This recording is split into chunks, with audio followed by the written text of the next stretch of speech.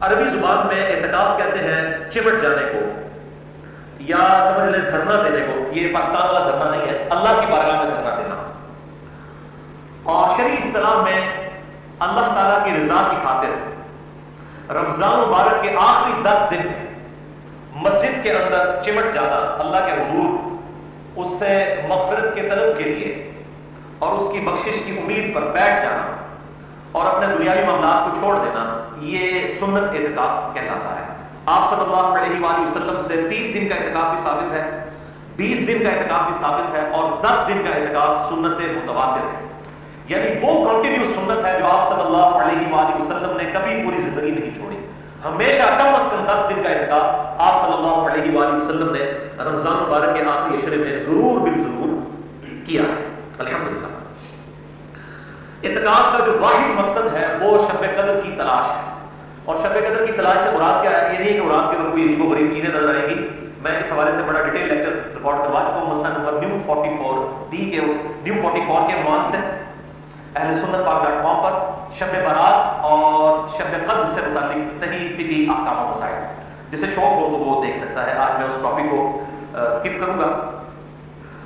بھائیو، سورۃ البقرہ کی آیت نمبر 125 میں اللہ تعالیٰ نے اپنے 2 محبوب پیغمبروں سیدنا ابراہیم علیہ نبینا وعلیہ الصلوۃ والسلام اور سیدنا اسماعیل علیہ نبینا وعلیہ الصلوۃ والسلام کو صراحتاً حکم فرمایا۔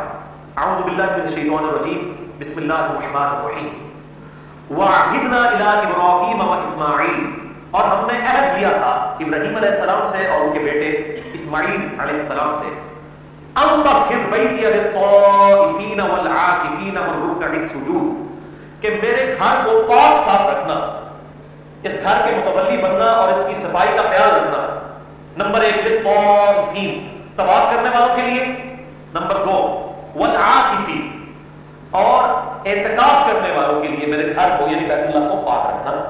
نمبر 3 والرکع السجود، اور رکوع اور سجدے کرنے والوں کے لیے بیت اللہ کو پاک و صاف رکھنا۔ اس سے یہ بات پتہ چلی کہ بیت اللہ شریف میں جو اعتکاف کی جو سنت ہے یہ آپ صلی اللہ علیہ وآلہ وسلم کی بعثت سے پہلے بھی جاری تھی۔ یہ سنت ایسی نہیں ہے جو امت محمدیہ صلی اللہ علیہ وآلہ وسلم میں کوئی نئی چیز آئی ہے، بلکہ یہ سنت ابراہیمی ہے، اور اللہ تعالیٰ نے سیدنا ابراہیم علیہ السلام کو حکم فرمایا تھا کہ بیت اللہ کو پاک و صاف رکھا جائے۔ نمبر 1 طواف کرنے والوں کے لیے، نمبر 2 اعتکاف کرنے والوں کے لیے، اور نمبر 3 رکوع اور سجدے یعنی نماز پڑھنے والوں کے لیے۔ بھائیو، سورۃ البقرہ ہی میں جو رمضان مبارک کے کانٹیکسٹ میں رکوع نمبر 23 ہے، اس میں ایک آیت ہے سورۃ البقرہ آیت نمبر 187، جس میں اشارتاً اعتکاف کا بھی ذکر آیا۔ وَلَا تُبَاشِرُوهُنَّ وَأَنْتُمْ عَاكِفُونَ فِي الْمَسَاجِدِ، اور اپنی بیویوں کے ساتھ اس ازدواجی تعلق مت قائم کرو جب کہ تم مسجد میں اعتکاف کی حالت میں ہو۔ یعنی عورتیں بھی مسجد میں اعتکاف بیٹھا کرتی تھیں اس زمانے میں، امہات المومنین بھی اور باقی عورتیں بھی۔ اللہ تعالیٰ نے حکم فرمایا کہ اگر کوئی میاں بیوی اعتکاف مسجد میں بیٹھے ہیں تو وہ ازدواجی تعلق قائم نہیں کر سکتے، ورنہ ان کا اعتکاف ٹوٹ جائے گا۔ تو اس میں بھی اشارتاً اعتکاف کا ذکر آیا کہ مساجد کے اندر اعتکاف ہو سکتا ہے، یہ سنت ہے۔ جہاں تک اعتکاف کی فضیلت ہے تو اس حوالے سے صوفیاء کی کتابوں میں آپ کو بہت ساری روایتیں مل جائیں گی، کیمیائے سعادت کے اندر، تذکرۃ الباعثین کے اندر اور کتابوں کے اندر، لیکن ان میں سے کوئی بھی اصول محدثین پر مضبوط روایت نہیں ہے۔ اس لیے کیٹاگوریکل ڈیسیژن ہے محدثین کا رحمہ اللہ اجمعین کہ اعتکاف کی فضیلت کے اوپر، کوئی پرٹیکولر فضیلت کے اوپر کوئی بھی صحیح حدیث روح ارض میں موجود نہیں ہے۔ بلکہ میرے نزدیک یہی فضیلت کافی ہے کہ اللہ تعالیٰ نے اسے انڈورس کیا ہے اور اپنے انبیاء کرام علیہ السلام کو حکم دیا ہے کہ میرے جو بندے اعتکاف کے لیے مسجد میں آتے ہیں ان کے لیے مسجد کو صاف رکھو، اور اس حوالے سے احکامات بھی احادیث کے اندر رہے ہیں۔ تو یہ خود بہت بڑی فضیلت ہے کہ انسان دنیاوی معاملات کو چھوڑ کر پورے پیشن کے ساتھ، پوری ڈیڈیکیشن کے ساتھ اللہ تعالیٰ کی بارگاہ میں حاضر ہو جائے۔ اللہ تعالیٰ ہم سب کو توفیق عطا فرمائے، آمین۔ اس حوالے سے ایک بڑی مشہور روایت پیش کی جاتی ہے جو اہل سنت کی مین سٹریم کی 3 کتابوں کے اندر موجود ہے۔ نمبر 1 المعجم الاوسط امام طبرانی کی کتاب میں، نمبر 2 شعب الایمان امام بیہقی کی کتاب میں، اور نمبر 3 المستدرک للحاکم میں۔ ان تینوں کے اندر یہ روایت موجود ہے، لیکن یہ روایت مردود ہے۔ بڑی مشہور روایت ہے کہ سیدنا ابن عباس رضی اللہ تعالیٰ عنہ کے بارے میں آتا ہے کہ وہ مسجد میں اعتکاف بیٹھے ہوئے تھے تو کوئی شخص جو ہے وہ ان کے پاس آیا اور اس نے کہا کہ میں فلاں شخص کا جو مقروض ہوں اور میں نے اس کا قرضہ دینا ہے اور مجھے کوئی ڈھیل نہیں دے رہا، آپ میری سفارش کریں۔